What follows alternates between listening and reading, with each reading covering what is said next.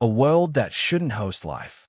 Dr. Valric adjusted the seals of his environmental suit as the ramp of the Aerolith's eye lowered into the biting wind. The ship's sensors had been warning them for hours. Gusts exceeding 120 kilometers per hour, temperatures dropping below freezing despite the planet's apparent spring season. "This world is a mistake," muttered First Engineer Kari's over the comms. "Class 9 hostile. We should be in orbit, not on the surface." Valric ignored him, stepping onto the stony ground. His boots crunched against frost and grit. In the distance, jagged mountains cut the sky into violent shards. Even through the suit's filtration, the air felt heavy, rich in oxygen but choked with organic particles. On most worlds, such conditions would mean microbial death within minutes. And yet, their scans had shown cities, roads, broadcast signals. The landing team moved along a narrow mountain trail, mapping terrain. Valric's eyes darted from the scanning display to the landscape. The radiation from the sun was barely tolerable even with protective layers. The gravity was almost 30% higher than the galactic average, pressing against his bones. "Uninhabitable," he whispered. "This should be uninhabitable." The trail curved around a cliff, and that's when he saw them, 3 bipedal figures in minimal clothing, climbing without breathing gear. One leaned on a metal stick, a bandage wrapped around one leg. They smiled, actually smiled, at the sight of the aliens. Valric activated his translator. "Greetings. Are you unharmed?" The tallest of the 3 laughed, a sharp, confident sound that carried in the wind. "We're fine. Just a twisted knee. Not the first time." "Not the first." Valric stopped himself. The alien medics and his crew had already labeled the terrain lethal. An injury here should have been a death sentence. Instead, these humans had kept climbing. He noted every detail: redness in the injured leg, visible swelling, yet no sign of collapse. Their exposed skin was flushed from the cold, but not frostbitten. Their speech was clear, lungs apparently untroubled by thin, freezing air. "How far is your settlement?" Valric asked.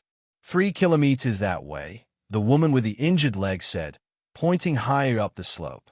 "We're making good time." Good time. Valric's suit alarms had been chiming every 6 minutes since they landed. As the humans moved on, laughing and exchanging jokes, Valric recorded his impressions. The Empire had long believed that no advanced species could develop on a planet this volatile.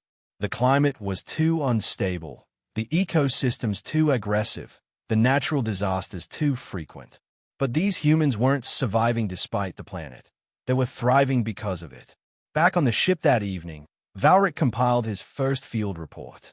His clawed fingers hesitated over the final line before he sent it to the Imperial Science Bureau. Planet Sol 3 should be devoid of intelligent life. And yet, it has them. Biology that defies logic. The mobile research base hummed with activity on the edge of a dense rainforest. The Aerolith's Eyes landing crew had chosen this site for one reason. It was far from the unpredictable mountain winds they had endured the day before. Unfortunately, safer was a relative term. The air here was heavy and wet, saturated with water vapor. In just 30 minutes, condensation had formed inside Valric's suit visor. Readings indicated the temperature exceeded 34 degrees Celsius. Yet the humidity was so high that even the ship's cooling system struggled to compensate.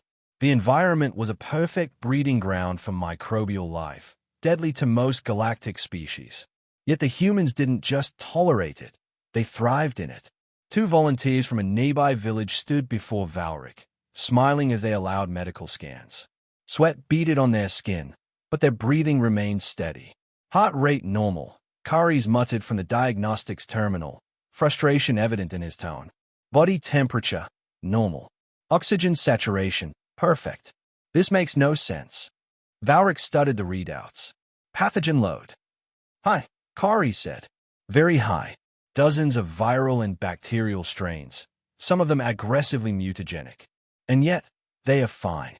The female volunteer glanced at the readouts curiously. "What's wrong?" she asked through the translator. Valric hesitated. On most worlds, this level of microbial exposure would cause organ failure within hours. She shrugged. "Guess we've had a lot of practice." "Practice?" That was the word that stuck with him. Later, the crew attended a local sporting event, a marathon. Valric expected it to be a short endurance test, perhaps a few kilometers. Instead, hundreds of humans prepared to run a grueling 42 kilometers in direct sunlight. Temperatures climbed past 37 degrees Celsius as the race began.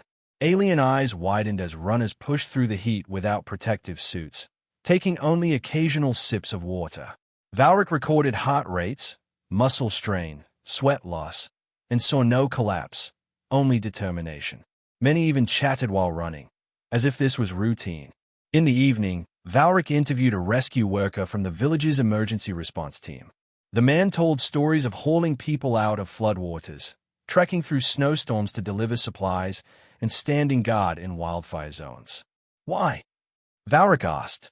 Why risk your life for strangers?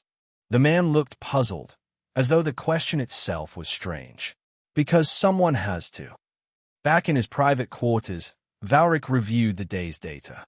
Every measurement, every scan, every observation pointed to the same truth. Humans were not simply adapted to Earth's extremes. They had been shaped by them. Their immune systems were fortresses, their endurance unmatched, their will unshakable. As night fell, distant thunder rolled across the rainforest. The base's sensors lit up with warnings.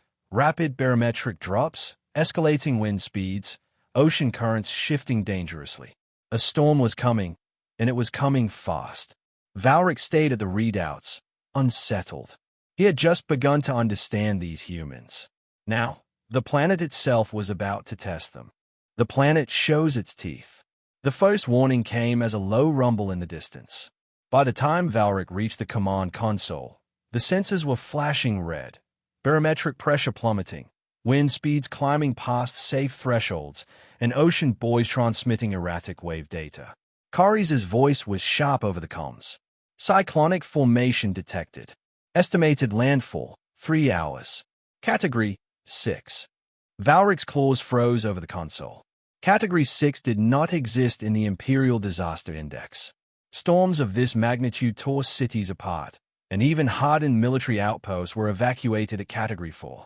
Rain began in heavy sheets, drumming against the base's reinforced shell. The wind rose in a shrieking howl. Electrical discharges forked across the sky in brilliant, branching scars. Valric's visor display flickered with interference. Then the real trouble began. The river behind the base swelled in minutes, brown and churning with uprooted trees. The floodwater smashed into the outer barriers, ripping away supply crates and dragging equipment toward the raging current. "We need to evacuate," Kari shouted, clutching at the console as the base shuddered. But their transport shuttle was grounded. High winds had already disabled its stabilizers. The aliens were trapped. The base doors burst open. A group of humans in bright, waterproof jackets pushed inside, hauling ropes, metal poles, and crates of supplies. One of them, a tall woman with a weather-beaten face, shouted over the roar of the storm. "Get your gear. We're moving uphill before the river swallows this place." Valric stared at her.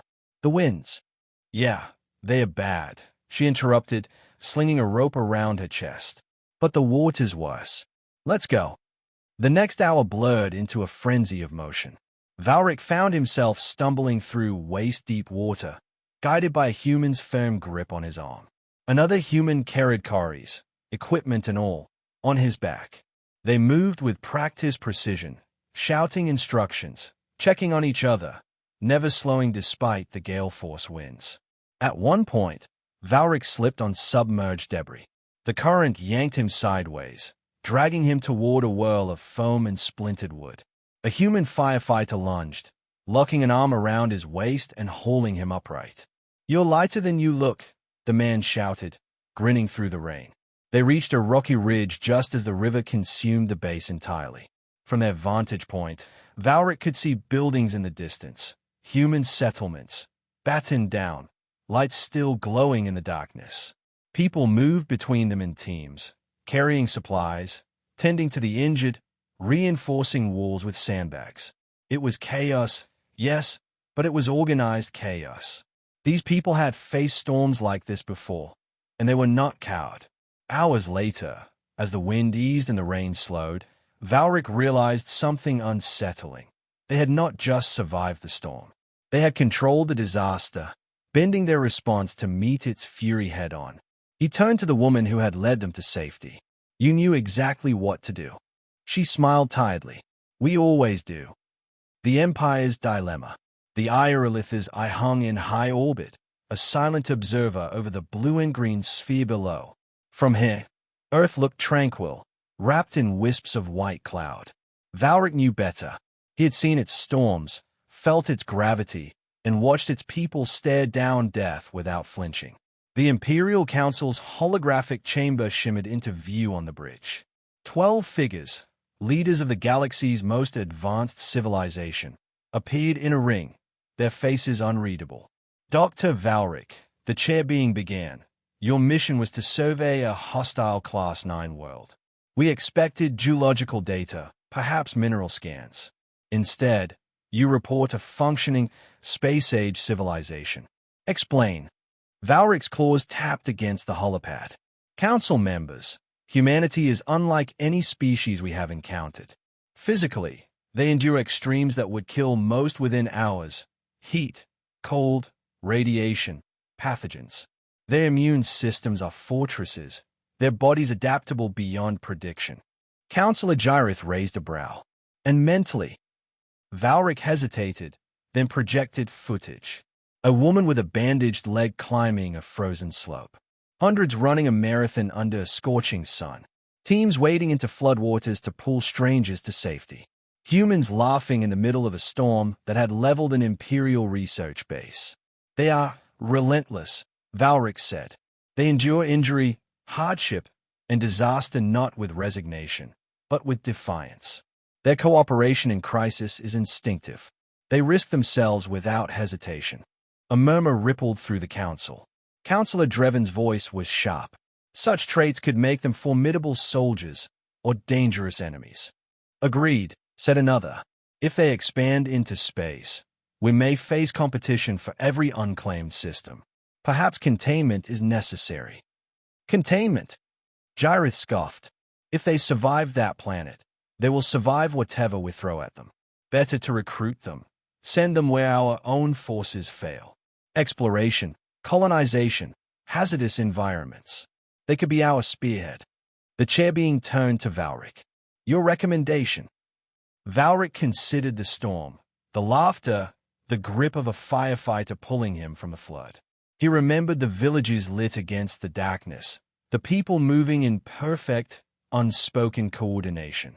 "Council," he said slowly, "humanity does not merely adapt to its environment. It masters it. If provoked, they will not stop.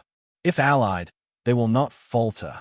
We should tread carefully, for if they can survive Earth, they can survive anything, including us." Silence followed.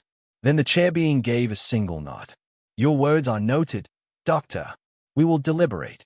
The holograms faded, leaving only the quiet hum of the bridge. Valric turned toward the viewport. Below, a plume of fire and smoke marked the launch of a human spacecraft from a coastal pad. It climbed through the atmosphere, stubbornly pushing against gravity's pull. A small smile touched Valric's lips. They are already leaving their cradle. And in the back of his mind, one thought lingered. We came to study them. We may have just met the galaxy's next great power.